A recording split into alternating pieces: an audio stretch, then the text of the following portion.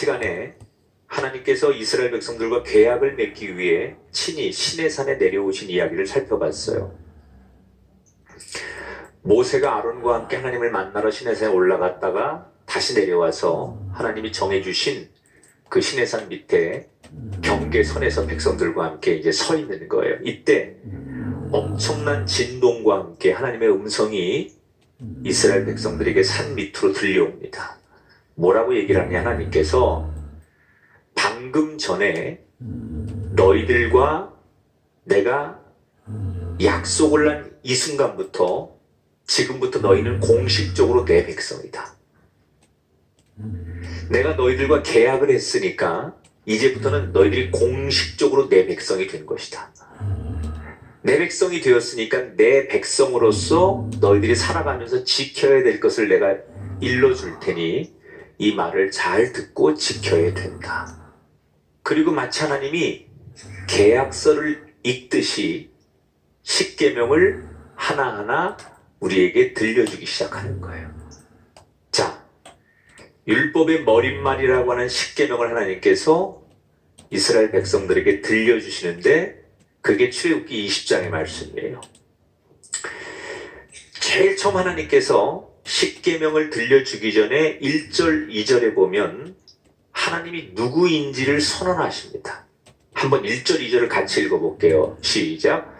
하나님이 이 모든 말씀으로 말씀하여 이르시되 나는 너를 애굽 땅 종되었던 집에서 인도하여 낸 내 하나님 여호와니라. 자, 하나님과 이스라엘 백성들의 계약의 시작은 하나님이 누구이신지를 밝히시는 것으로부터 시작합니다. 근데 이거는 하나님이 누구인지를 설명하는 게 아니에요.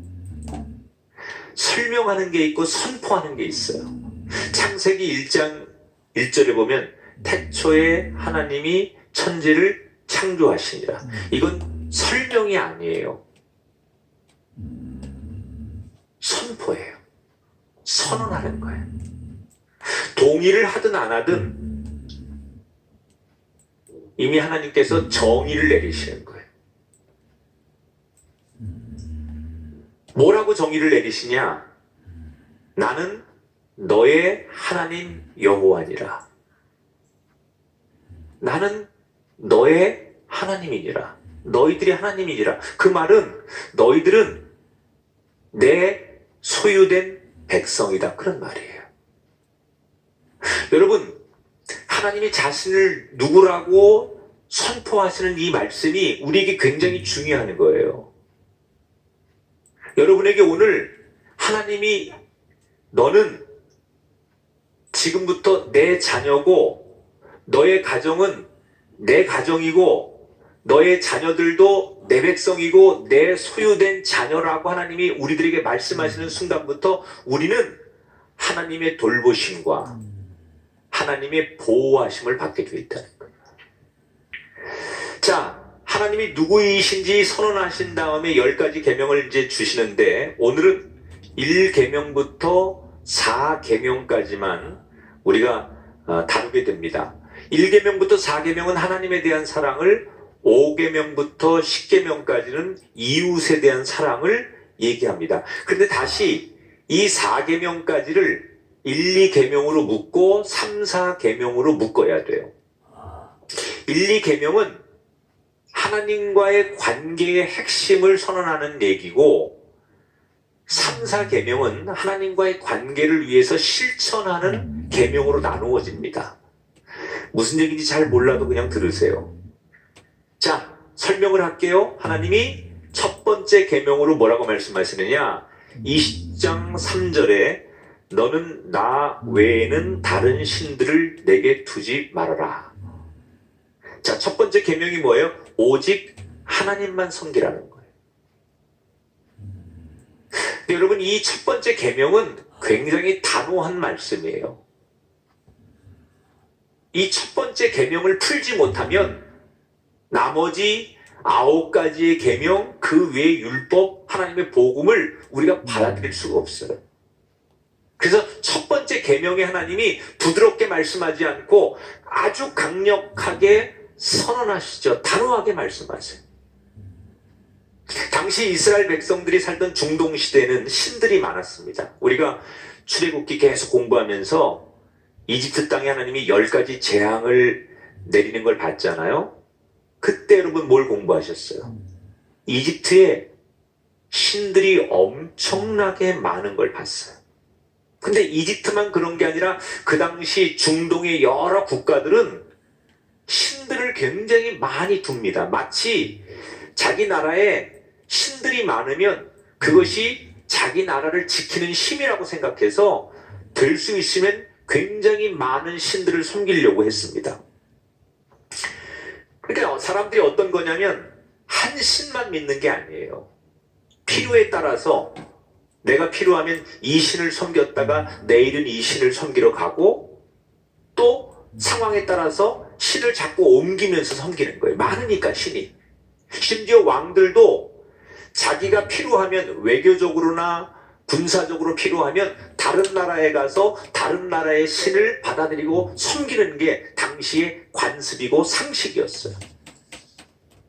그런데 하나님이 그런 당시의 상식적인 상황에 종지부를 찍으면 뭐라고 말씀하시느냐? 아무리 세상 사람들이 그런 걸 상식적으로 가지고 살지라도 너희들은 그렇게 하면 안 된다는 거예요.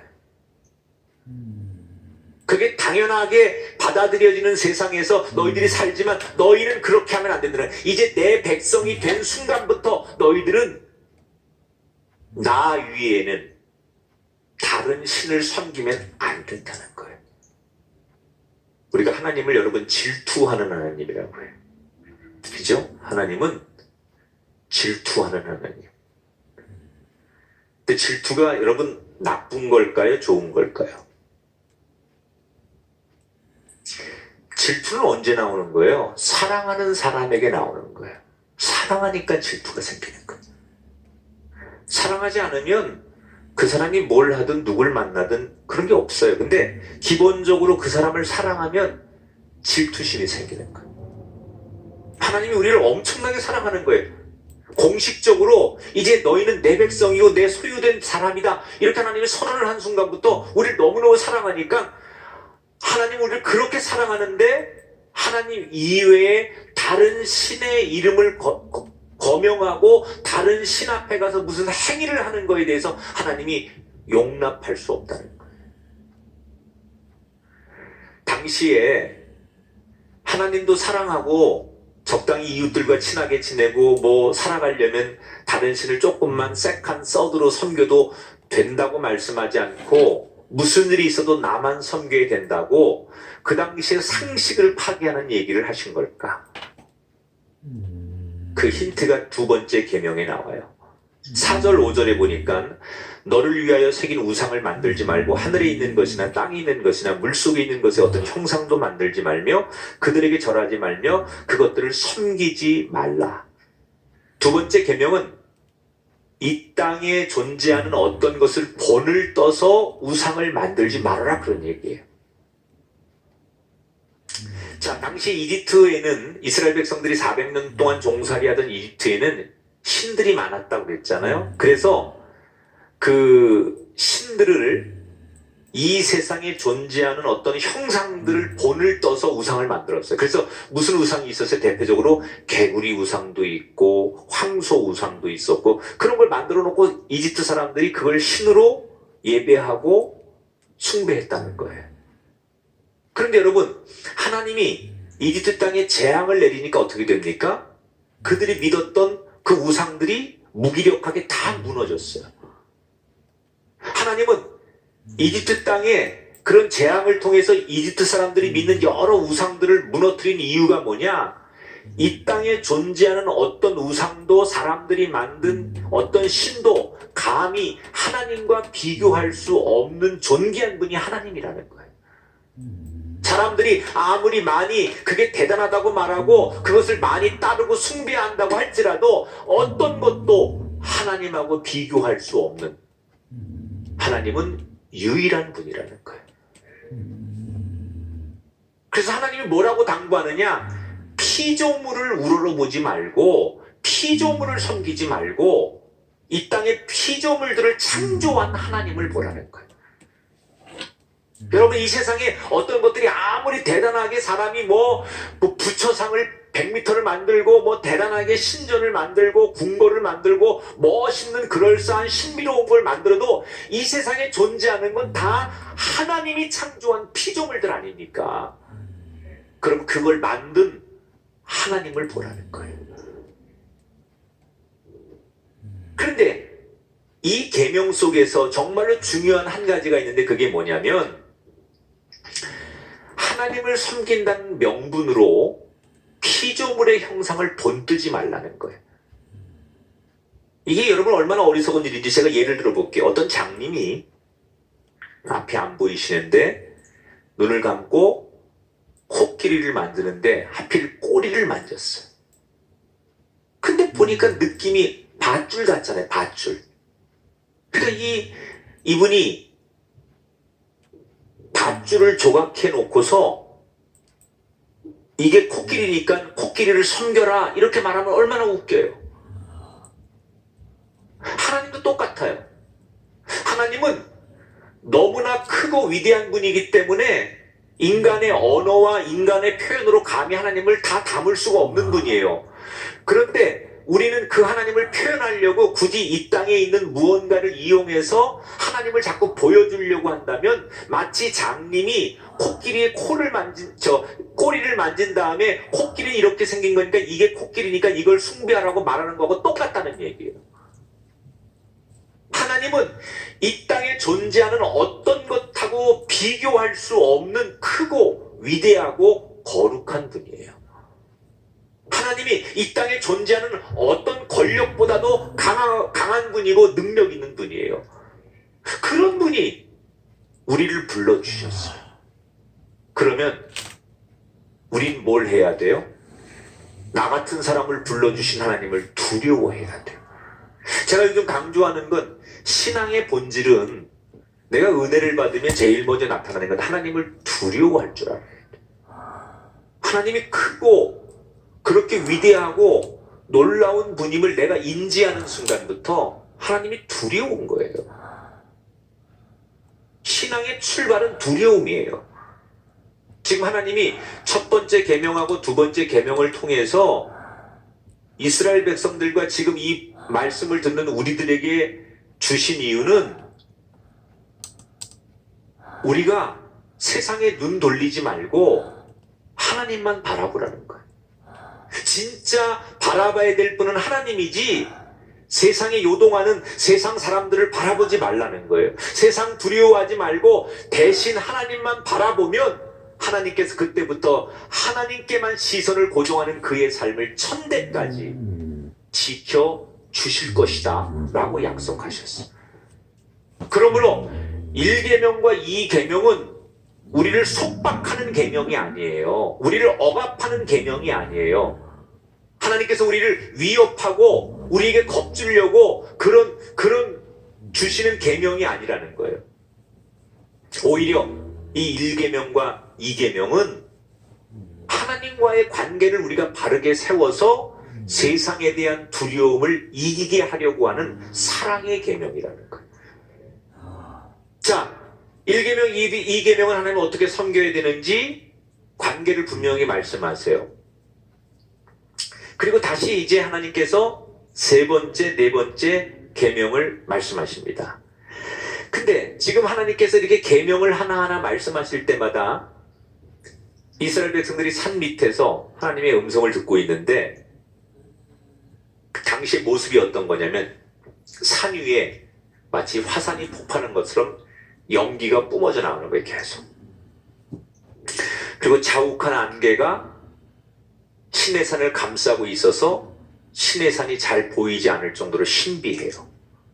더 놀라운 사실은 하나님께서 이 계명을 하나하나 읽어주실 때마다 마치 읽어주시는 것처럼 말씀하실 때마다 산 전체가 요동함을 느꼈다 그랬어요. 성경에.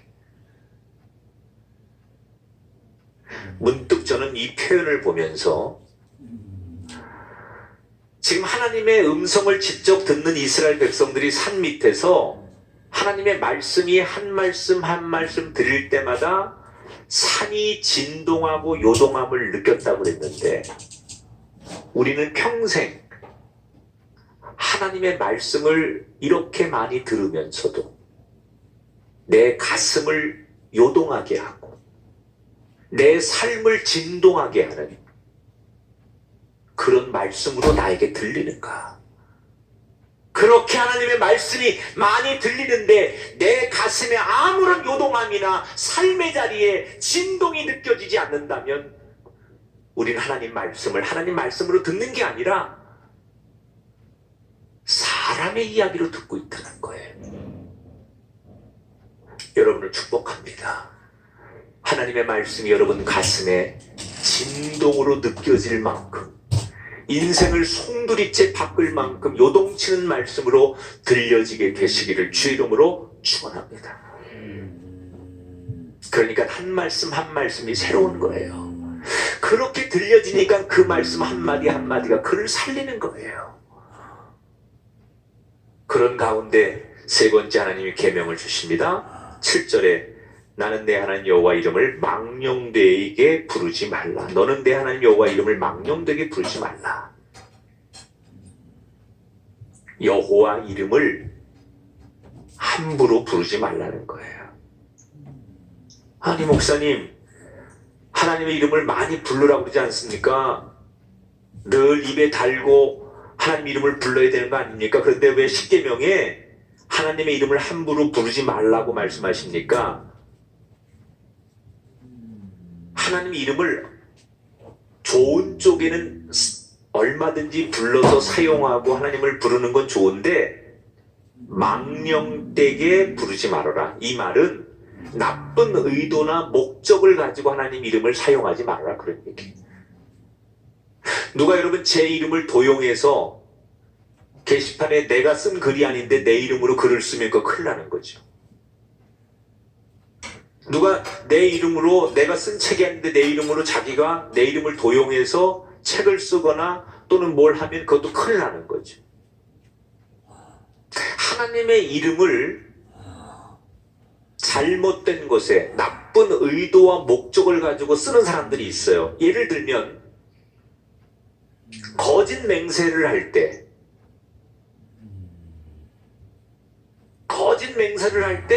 내가 하나님의 이름으로 맹세, 근데 그게 거짓말이에요.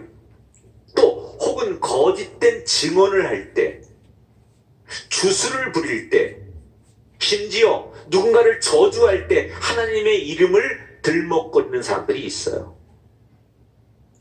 여러분, 사람들이 왜 거짓 맹세를 하고 거짓 증언을 합니까? 왜 하나님의 이름으로 주술을 부립니까?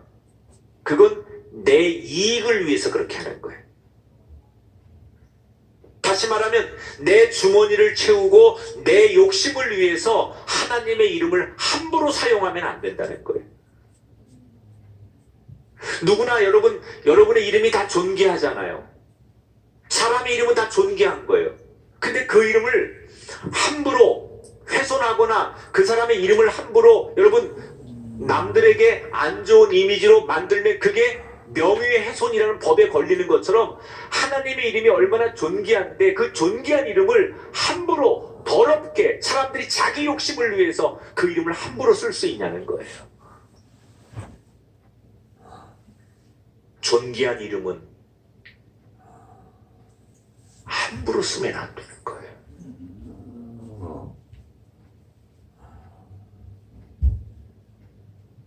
성전에 기도하러 올라가던 베드로와 요한이 미문에 앉아서 구걸하던 안전뱅이에게 나사렛 예수의 이름으로 일어나 걸으라 라고 예수님의 이름을 가장 귀하고 존귀하게 썼어요.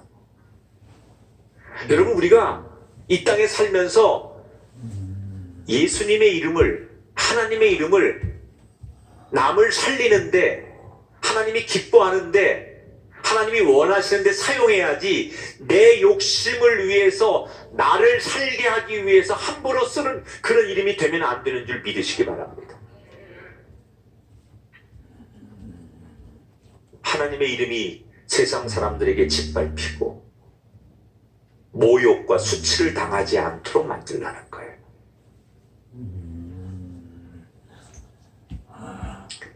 네 번째 계명도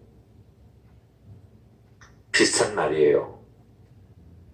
8절부터 10절 같이 읽어보겠습니다. 안식일을 기억하여 거룩하게 지키라. 너나 내 아들이나 내 딸이나 내 남종이나 내 여종이나 내 가축이나 내 문 안에 머무는 객이라도 아무 일도 하지 말아라. 자, 네 번째 계명이 안식일을 거룩하게 지키라는 거예요. 안식일이 왜 중요하냐? 안식일의 시작은 모든 걸 멈추는 거예요. 하던 일, 가던 걸음을 멈추는 게 안식. 왜냐하면 멈춰야 쉬는 거거든요.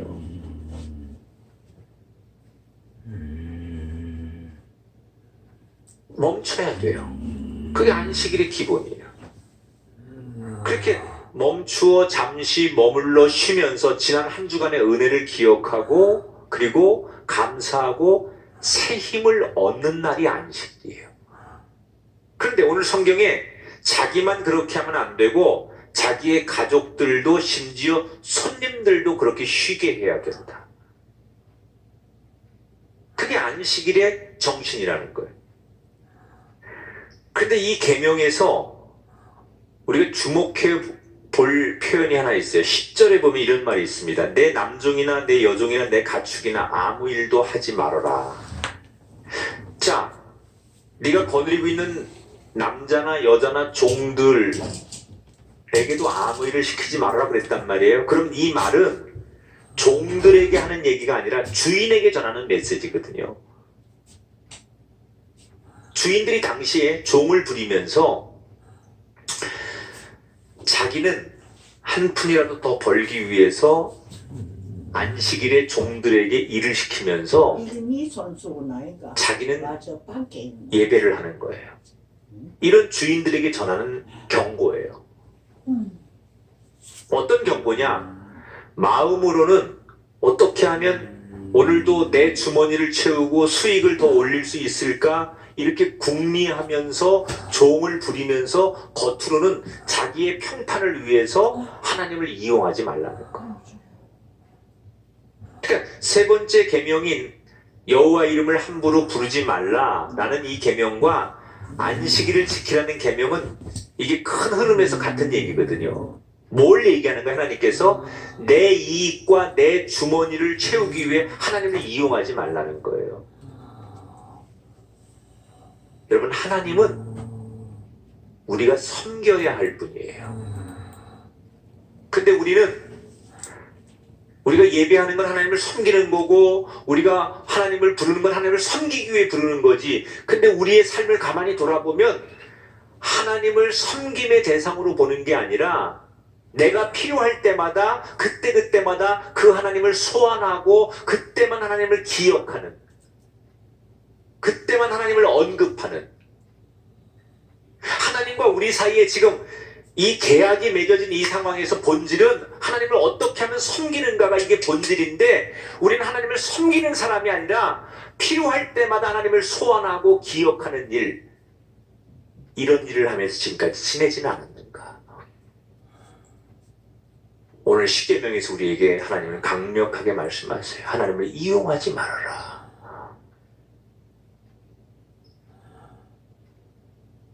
하나님을 어떻게 하면 거룩하게, 존귀하게 높여드릴 수 있을까? 그분을 찬송하고 그분을 기쁘게 해드리는 게 우리의 본질이지. 그분을 이용해서 덕볼 생각하지 말라는 거예요. 오늘 예수님께서 나귀를 타고 예루살렘에 입성하신 종료주일입니다. 며칠 뒤면 예수님께서 온 인류를 위해 십자가 지시고 죽으신 날이죠. 2000년 전 예수님도 십자가의 죽음이 두려우셨어요. 그런데 예수님이 어떻게 그 두려움을 이기고 십자가의 죽음에 달리셨을까?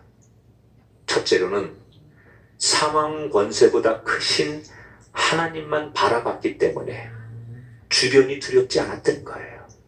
둘째로 그것이 아버지의 뜻이었기 때문에 아버지를 섬기는 마음으로 가니까 기꺼이 십자가를 지셨던 거예요. 그랬더니 한때는 그 죽음이 사람들에게 수치였지만 결국 예수님은 승리하시고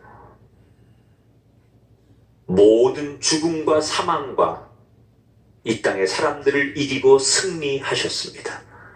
저와 여러분도 그렇게 될 줄 믿습니다. 그 하나님을 믿으며 예수님처럼 거룩하게 살아가는 우리 모두가 되시고 이번 한 주간 그런 고난 주간을 지낼 수 있는 우리가 되기를 바랍니다.